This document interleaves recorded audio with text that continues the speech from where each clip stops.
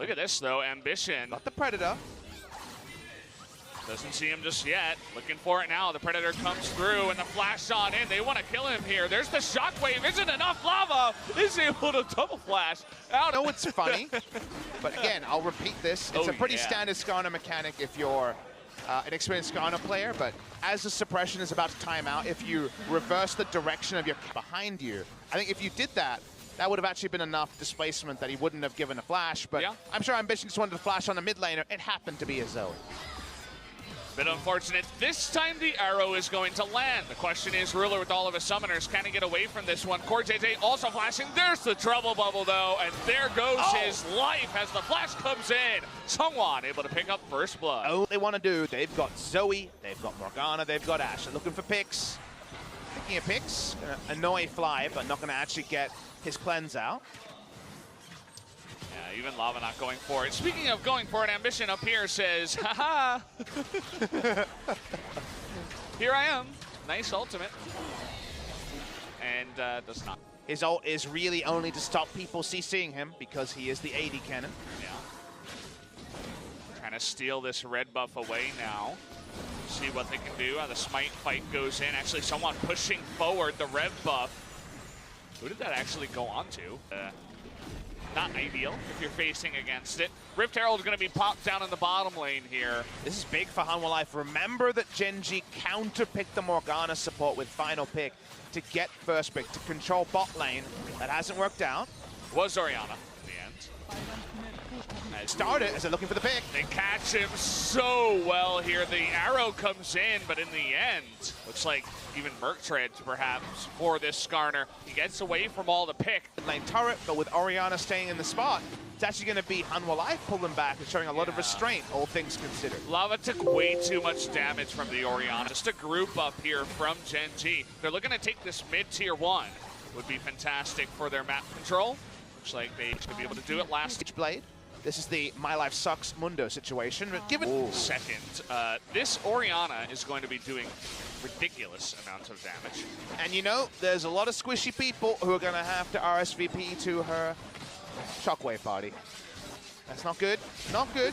Orianna alone just make it really hard to go up against this team if you're not hard engaging. He's checking his difficult as Ambition.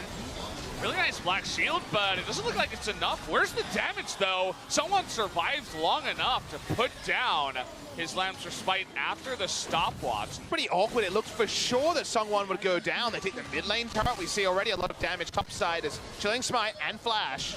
Well, you are going to get out of that one as first from their own jungle. Songyun alone up in the top side trying to go up against Fly. That's actually really scary. He doesn't want to get too close to that ball. And so that they're just going to zone him out, and not a fast enough rotation means essentially a free turret. The that they have and the vision they've placed around Baron, because they can cut every direction, and you know the squishies aren't going to be strong enough. They have to stop Baron because of the split push being successful. This game is so even in terms of gold, in terms of kills, of course. The arrow's going to come through. It gets a really long stun onto the Orianna. Here comes Sungwon as well. They're going to zone him out, and this buys a lot more time for Linderong to actually push in. And what are they going to do? Are they going to start and once again stay on the Baron? Or are they going to poke out? Ruler does cancel his back. The trouble bubble is going to miss too, which means that finally they do have to pull off. Watch the multi-view. We can't see the turret out there. We can. It's about so 20%. So it's all about the to and fro from these two as the Baron is leashed and releashed. They're going to take over Vision. So they weren't able to get a Baron out of this or the inhibitor turret just yet, but they are able to push up Vision to an area they haven't for a long time. Yeah, they even pick up a cheeky red buff for your Kindred, which will go a long way in terms of kiting down this team and poking them ahead. He's able to only get 3 marks so far. Not That's the best awkward. Kindred. 3 Kindred marks compared to 4 as you don't have that 75 range. The build is also a utility one, so no Blood Racer to have Baron threat and no Black Cleaver complete yet. There is a bot. That Ambition is beginning to pull around, and so on. I mentioned it before with the red buff kiting down Fly. They're looking for the engage here. Here comes the arrow. The cleanse though on the fly, and someone not able to get the Lambs or Spite down, gets way too frisky and far ahead of his team. And now with the TP coming in, Gen.G, they want to engage in a big way. Really nice trouble bubble to stop it for now, but the flash forward from Ruler is going to be able to take out Songyun. Keep in mind that this bottom inhibitor is going to go down, but Gen.G should get the free Baron. What's going to happen now, though, once this goes down, what's the decision from Linderann? He's going to stay. Right now, he's backing away. There's probably no teleport play to make. He might as well just take a Nexus turret. Yeah, he's moving on in. Looks like that is going to be the case here. Ruler eating a little bit of damage there from Lava. Trying to move in. Fly getting extremely low, but there is the wish to push everybody above the health, and down goes that Baron. But look at that Nexus turret gets taken out here by Linderann. That win condition. When your smite is down, Songyun just didn't respect the ball position and got killed by the shockwave. That means they walk over, and in all the pressure, they can drop back to an Infernal Drake. So definitely never feels into another awkward position where you don't want to send your Mundo back, but you essentially have to unless you want to lose another inhibitor. But again, we saw what can happen against it. They really need that Baron buff. Here we have 4 members of Gen.G pushing into the bottom lane, though. They should definitely try to force here Gen.G, but they don't have anyone other than Ambition as a frontliner. They have a lot of poke damage, though. He's not really the tankiest Skarner ever.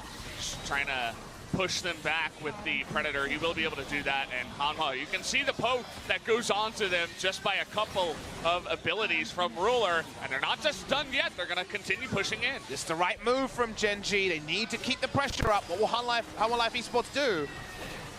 They're going to need to fight eventually. Ruler with the insta QSS is going to get out of dodge, and even the Nexus turret does survive for now. They're waiting for the next wave to push on in. But this is what you want. You want to keep them on. It's going to keep posturing forward. Fly could win the game with a shockwave here.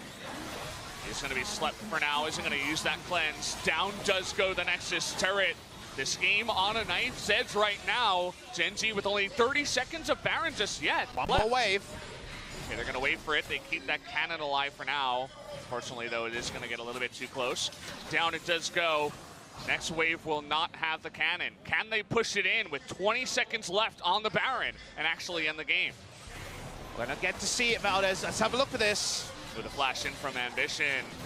A little bit excited there. The answer is no. I'd have to say, not able to get... Unfortunately, you're in the worst spot. Some backs are being interrupted. Oh, if that trouble bubble landed, Ruler could have been in a lot of trouble with this QSS down, but you can see that they're chasing, that they don't want them to back. Hanwha Life playing this really well right now, trying to get them into an awkward spot. Ruler now just going to jump the wall, but here comes someone trying to get on top of him. They will not fully commit. Again, they just want to stop the backs. Big damage to him, but speaking of big damage, this is a pretty damn tanky Elder Dragon.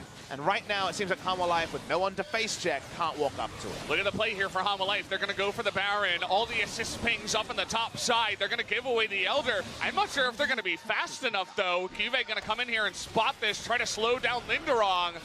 Gen.G running as fast as they possibly can, but that's too slow. It's not going to be enough. They're not going to get there on time. Kyuve, he's super tanky, has the stopwatch still in this game. Songyun now trying to run away, but he's actually going to get caught here. Has the QSS. The stun comes through. He's forced to flash, and in the end, Gen.G will get the better half of this trade. It's so important for Gen.G because now they get the Spire. They walk up to Baron and face check and get a shockwave in your face. And as you can see in the multi-view, we also know that they've had to 2-3-man disengage. Free Baron, Gen.G.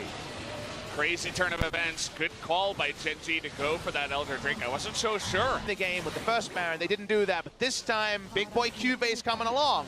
Now they can walk up and, yep, anything hits onto the side of Hanwha Life, they go down like a hot knife through butter. Certainly here, trying to land whatever he can. The arrow goes down on a Ruler. He's a little bit slower on the QSS, but Soraka heals him up, and he's back to work. Notice that Kennen, Linderann, he stopped split pushing. He was in the bottom lane, but then they call him back. They say, we need you to stop this push, and they're absolutely correct. 40 seconds left here on the Elder Drake. Down goes this inhibitor turret in the mid lane. They're going to be looking for the picks and just the zoning. Let the Ezreal take out the inhibitor and push in with that massive wave you have in the mid lane. And it's only one Nexus turret, so this shouldn't be the slowest push ever. Flash on Ambition again. Oh, that poke forward from Ruler. Look at Songyun's health. That's all from Ruler. Just disappears on the map. They don't even have to push this super fast just yet. Just have Ruler hop forward, attack it once. The cannon minions are dealing with it right now. Slow and steady, the Gen.G way. They read the tortoise in the hair like the rest of us, and they took it to heart. This should be the last Nexus Tower as Flash. Oh, where'd he go? He's trying the portal jump, and he gets pulled in anyway. Down will go Key, and that should be able to do it. Down goes the cannon, and as the clock strikes 12, Gen.G finally are going to be able to take game number 3. They want more kills. They're not ready to go with this one just yet. They want to take out someone here, and that they will. The pentakill and the death over to Ruler, and the 2-1 victory to Gen.G. Gen.G get over the line. They get the pentakill. They feel great about it. Congratulations to them.